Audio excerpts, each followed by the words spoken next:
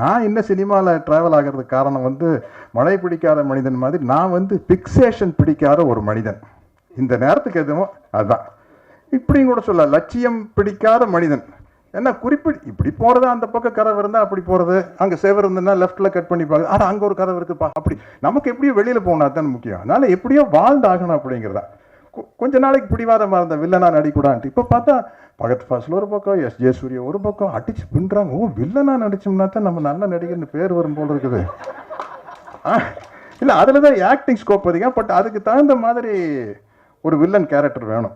எனக்கு என்ன பிரச்சனைனா, ஒவ்வொருத்தருக்கும் ஒரு ட்ரேடு மார்க் இருக்கும். இப்போ விஜயகாந்த் சாரை படத்தில் போட்டு செவத்தில் ஏறி வரைக்கூடாதுன்னு அப்படி, ரஜினி சாரை படத்தில் வந்து ஸ்டைல் பண்ணக்கூடாதுன்னு அப்படி, அது மாதிரி சத்யராஜ்னா நக்கல் நையாண்டி லொல்லு இருக்கணும். இது வில்லனா நடிக்கையில் இது இருக்கணும்னா 2 பேர்த்துக்கிட்ட இருந்து லைசன்ஸ் வேணும். ஒன்று டைரக்டர்கிட்ட இருந்து வேணும், இன்னொன்று ஹீரோக்கிட்ட இருந்து வேணும். ஹீரோ முகம் சுடிச்சா டைரக்டருக்கு பெரிய கன்ஃபியூஷன் ஆயிடும். அதனால தான் வில்லனா நடிக்கிறது பெரிய கஷ்டமாக இருக்குது.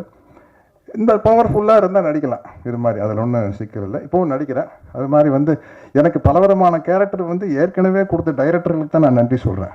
பி வாஸ் சாருக்கு, மணிவண்ணன் சாருக்கு, பாரதி ராஜா சாருக்கு. ஏன்னா இப்போ நான் ஒரு ஹிந்தி படம் இன்றைக்கி 7ஆம் தேதி வந்து வெப்பன் ஒரு படம் வருது. அதில் வந்து ரொம்ப டஃப் கேரக்டரு. அதே ஜூன் 7 முஞ்சியா அப்படின்னு ஒரு ஹிந்தி படம், அதில் ஃபுல் காமெடி, கிட்டத்தட்ட தம்பி வடிவேலு பண்ணுற காமெடி கேரக்டர். நான் அவங்ககிட்ட கேட்டேன், ஏங்க சவுத் இந்தியாவில் தான் சத்யராஜ் தெரியும், உங்களுக்கெல்லாம் வெறும் கட்டப்பாவத்தான் தெரியும், இதெல்லாம் இங்கிலீஷில் பேசுகிறேன், அதை நீங்கள் டிரான்ஸ்லேட் பண்ணீங்க, உங்களுக்கெல்லாம் கட்டப்பாவத்தானே தெரியும், நீங்கள் எப்படி எனக்கு வந்து, அதாவது காமெடியனாக இருந்து டஃப் ஆகிறது இல்லை, ஃபுல்லாகவே காமெடி.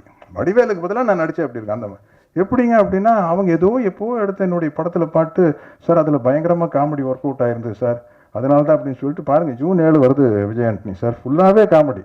ஆமாம், அப்படி பலவிதமாக இல்லை அள்ளி தெளித்த பி வாஸ் அவர்களுக்கும், மணிவண்ணன் அவர்களுக்கும், பாரதி ராஜா அவர்களுக்கும், ஃபாசில் அவர்களுக்கும், ஜோஷி போன்ற இயக்குநர்களுக்கும், குருதனபாலுக்கும், எஸ்வி முத்துராம சாருக்கும் நான் நன்றி சொல்லிக்கிறேன்.